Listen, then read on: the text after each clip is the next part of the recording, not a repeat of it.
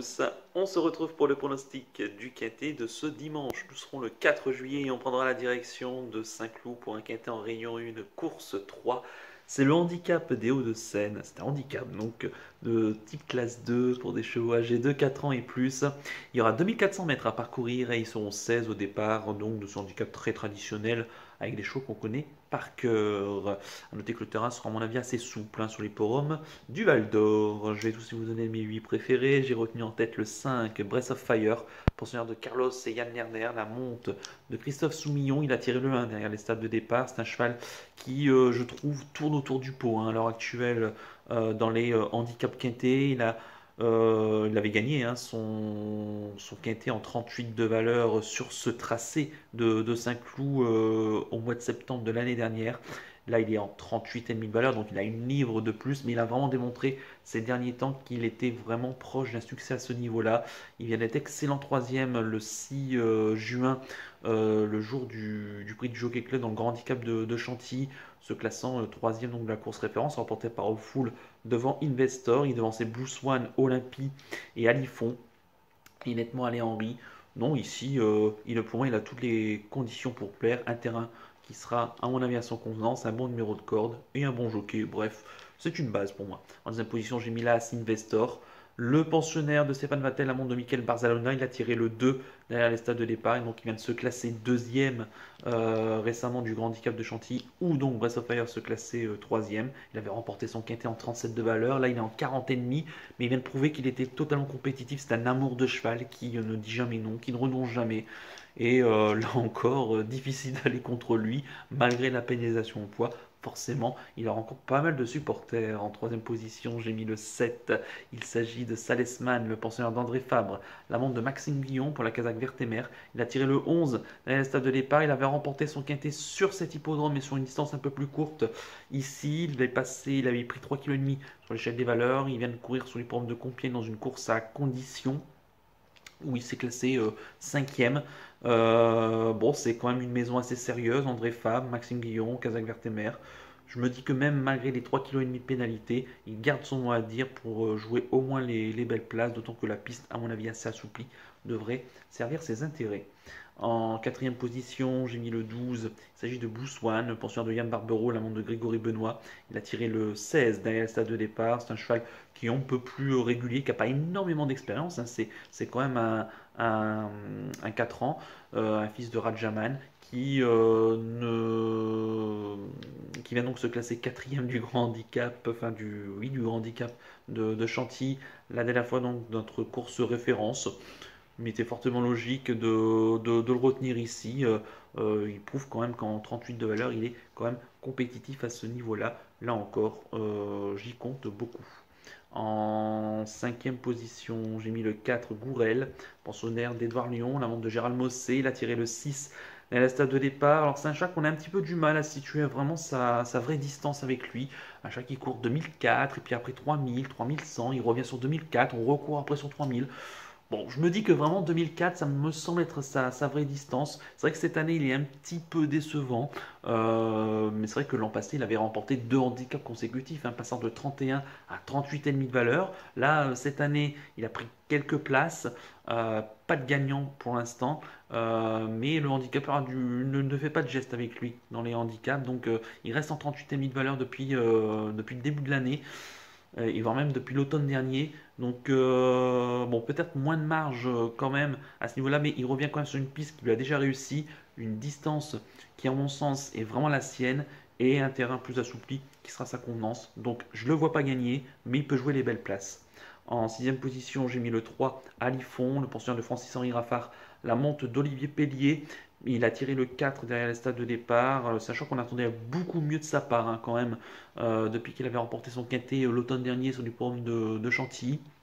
Un cheval qui ensuite est un petit peu déçu. Alors après, on l'a rallongé là ces deux dernières courses, passant de 1600 mètres à 2400 mètres. La dernière fois dans le Grand Handicap de Chantilly, c'était pas montré, c'était pas si mauvais que ça. Ici, je pense qu'en 42 valeurs, même en 39 de valeur, désormais il a moins de marge en mon sens, mais garde son mot à dire pour jouer les places. À mon avis, c'est un chat qui a encore besoin de s'adapter sur ce type de distance. En 7ème position, j'ai mis le 2 Shamsabad, pensionnaire de Didier Prodhomme, la monte d'Alexis Pouchin. Il a tiré le 14 à la stade de départ. Il vient de remporter son quintet sur ce tracé-là au mois de juin. C'était le 8 juin dernier. Il a été pénalisé de 3,5 kg, le tarif syndical. Il passe de 36,5 à 42 valeurs dans le handicap quintet. Il a certes moins de marge de manœuvre désormais, mais il connaît par cœur cette piste. Voilà, pas pour la gagne, mais pour une 4-5e place ici. Forcément, on doit le retenir. Et enfin, en 8e position, j'ai mis le 15. Il s'agit de Awenolf, le pensionnaire d'Andreas Bolt, la monte d'Hugo Beignet. Il a tiré le 12 derrière l'estal de départ. C'est un cheval qui était passé par la case réclamée il y a encore quelques semaines de cela. C'était au mois de mai. Course remportée par Pegasus, qui était d'ailleurs mon penalty ce jour-là. Et pour l'instant, on l'a pas revu dans les handicaps. D'ailleurs, je crois qu'il débute dans les handicaps en France. C'est bien ça, en 37 de valeur.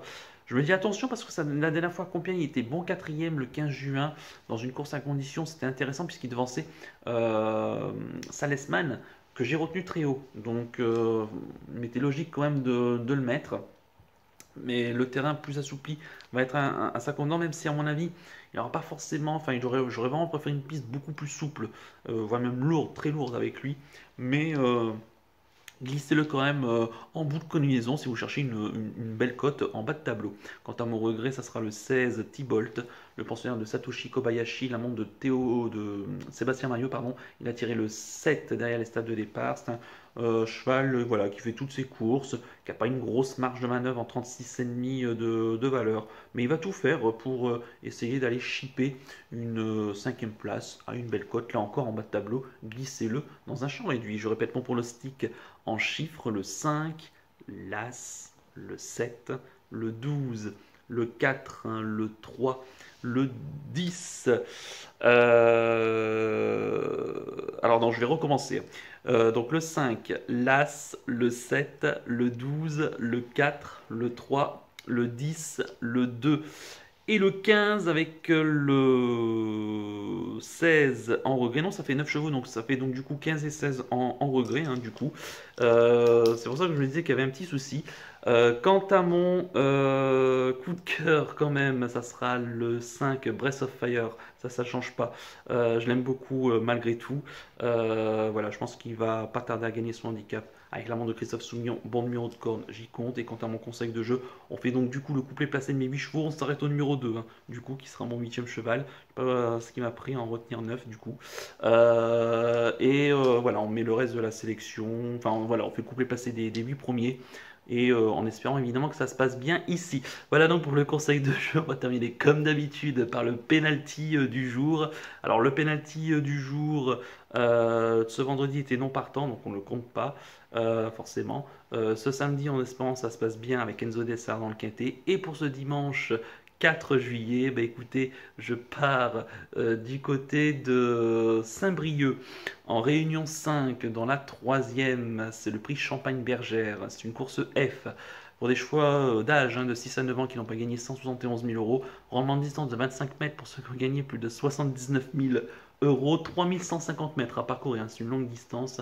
Ils seront 10 au départ et dans cette course, justement, j'aime beaucoup le 310 Fakir de Mahé, pensionnaire de Séverine Raymond. La drive de Mathieu Mochier sera déférée des 4 pieds.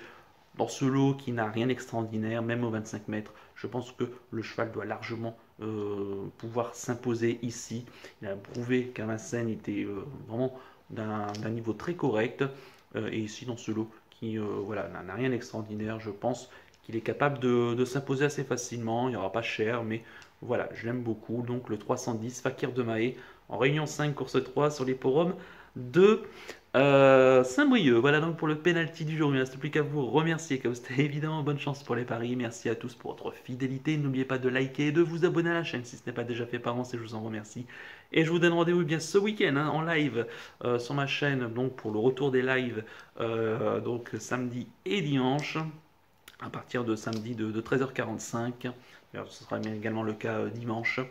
Et donc voilà. Et donc moi je vous donne rendez-vous ce sera dimanche midi pour l'étude du quintet de lundi. Je vous souhaite un excellent week-end et surtout prenez bien soin de vous. Ciao à tous.